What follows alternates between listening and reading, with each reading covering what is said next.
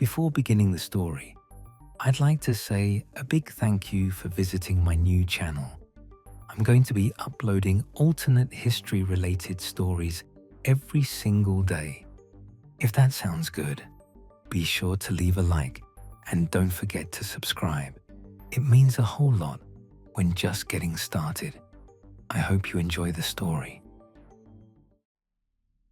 I've been taking crisis calls for 14 years, overnight shifts mostly, because the overnight hours are when the need is highest, and I've always been better at night than at day, which is either a professional asset or a personality trait, and at this point, I've stopped trying to determine which.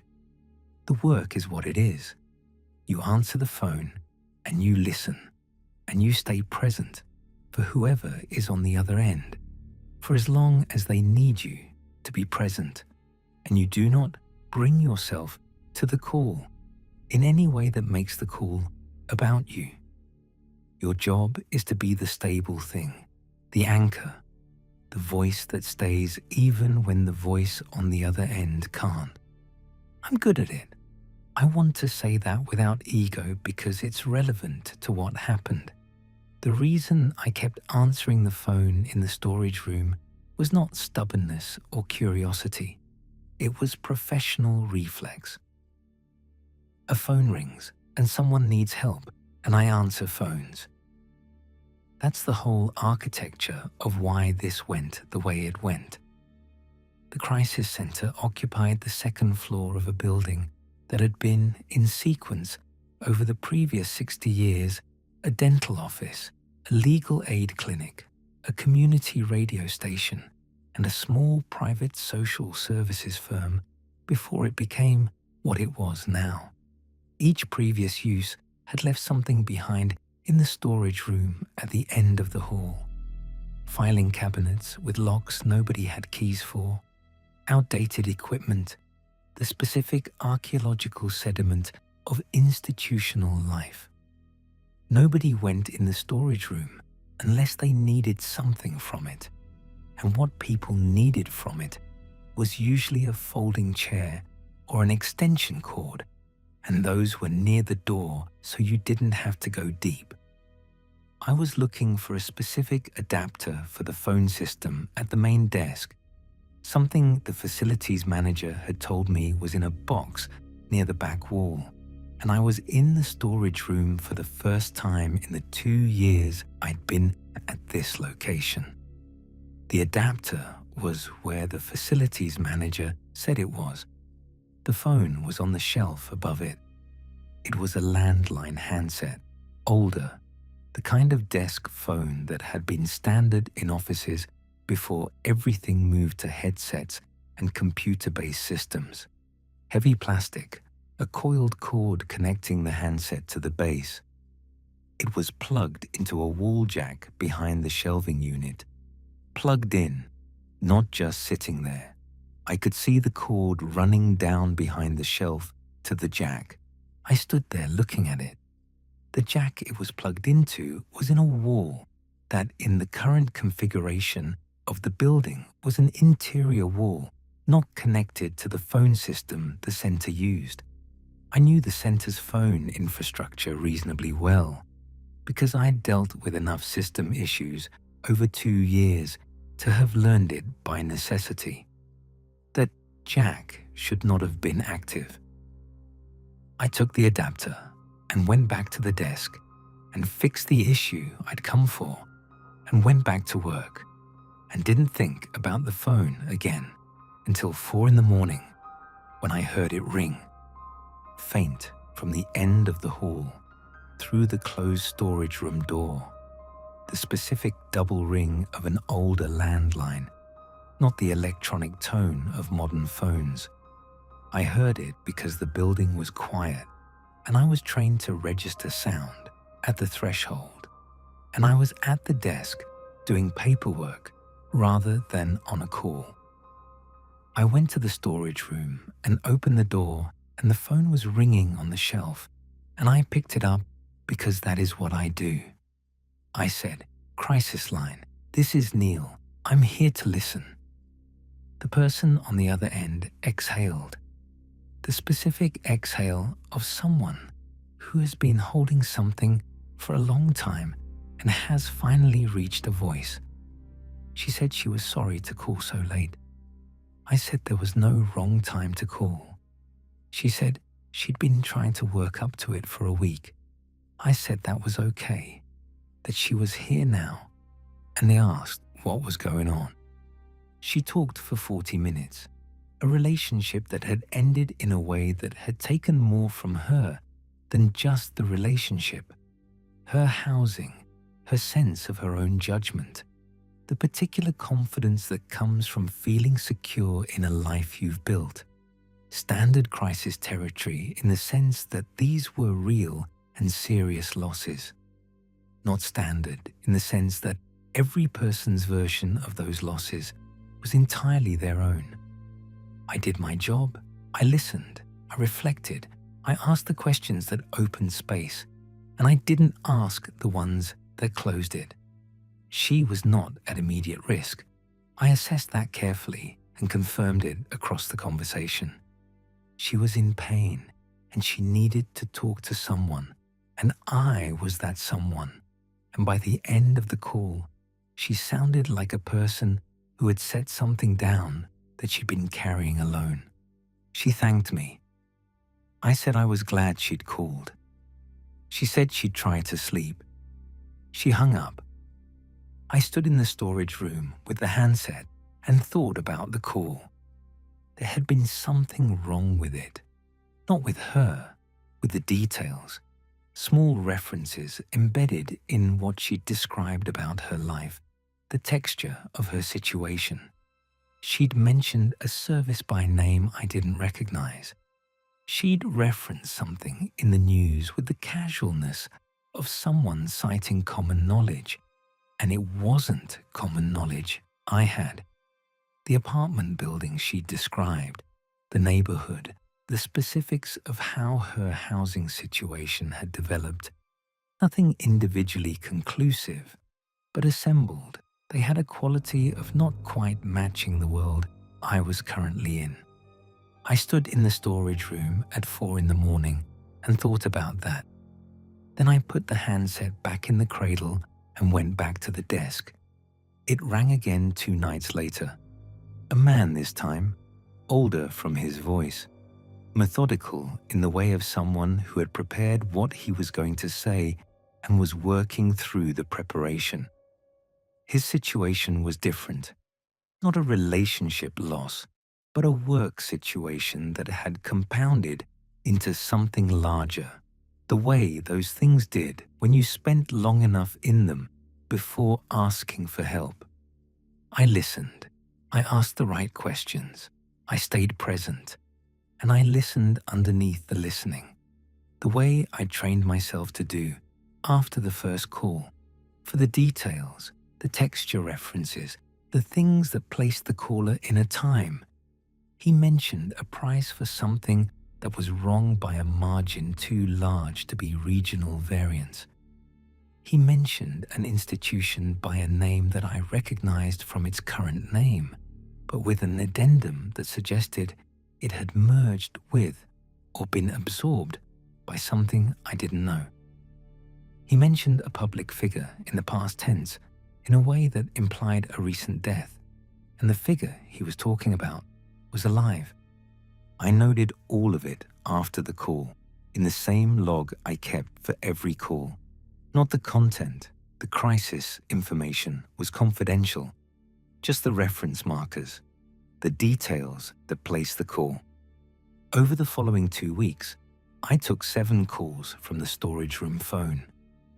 I was able to place all 7 at some point in the future, none of them consistent with each other in terms of how far forward, ranging from what felt like a few years to what felt like considerably more.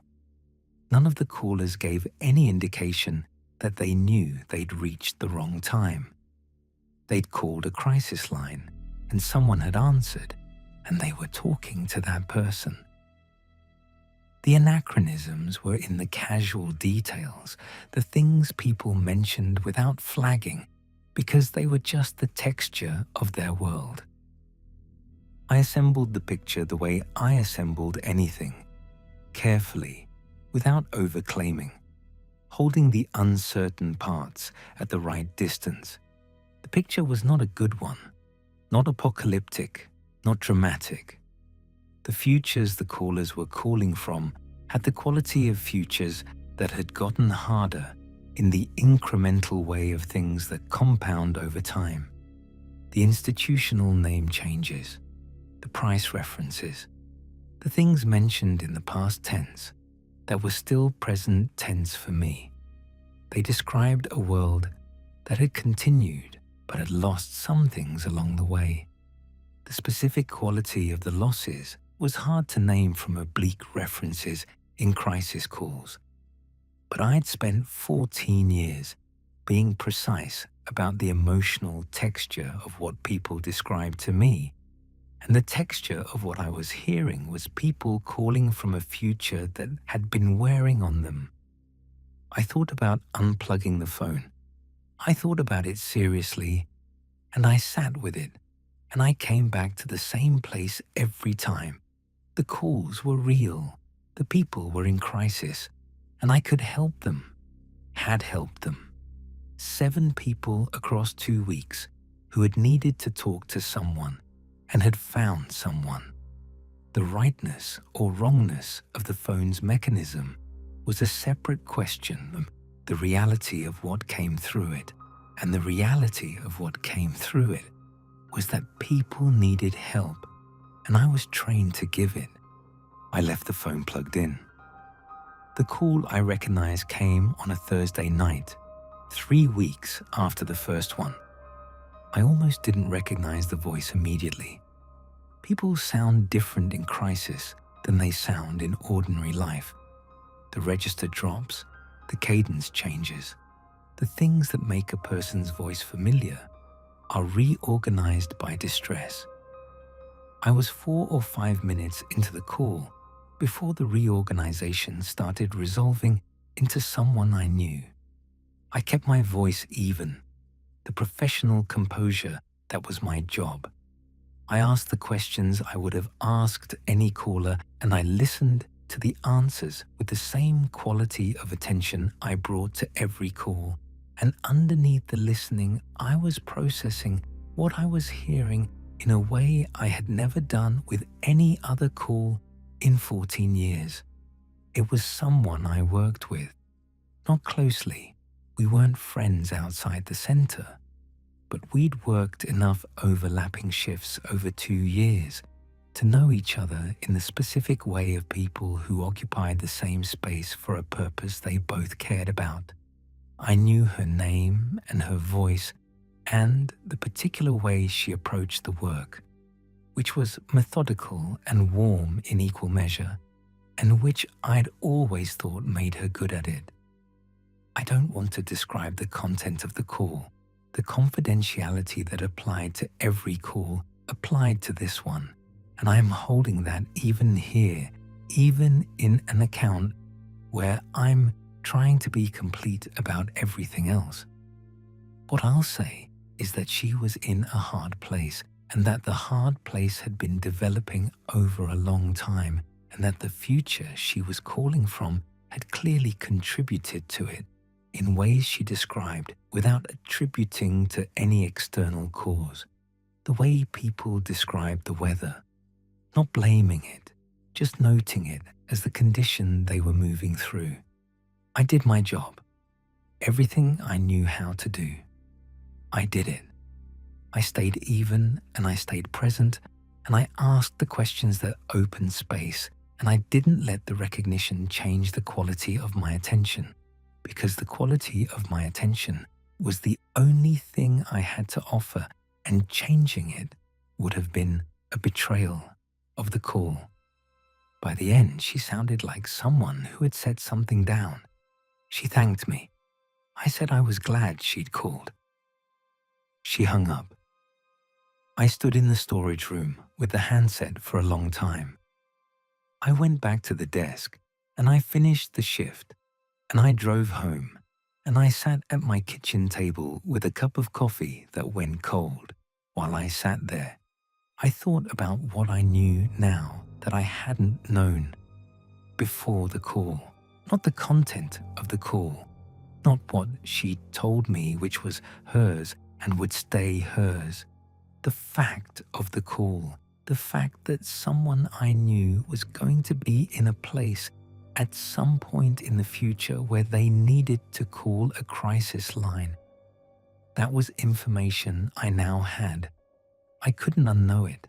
I couldn't look at her at work without carrying it.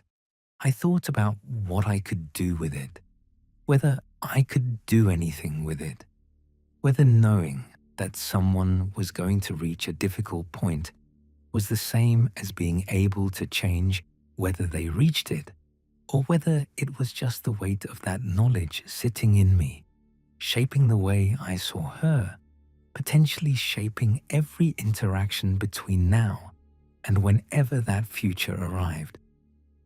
I thought about Neel the crisis counselor and Neel the person who had just been on a specific call, and whether those two people could coexist in the same body without one of them making a mess of what the other one was trying to do. I thought about the other callers, the 7 people from futures I couldn't identify, the careful picture I'd assembled of a world that had gotten harder, what I was going to do with that picture, whether there was anything useful to do with it, or whether I was just a person who now knew things he hadn't been designed to carry.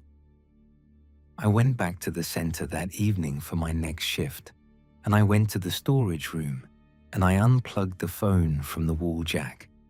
I did not take it off the shelf.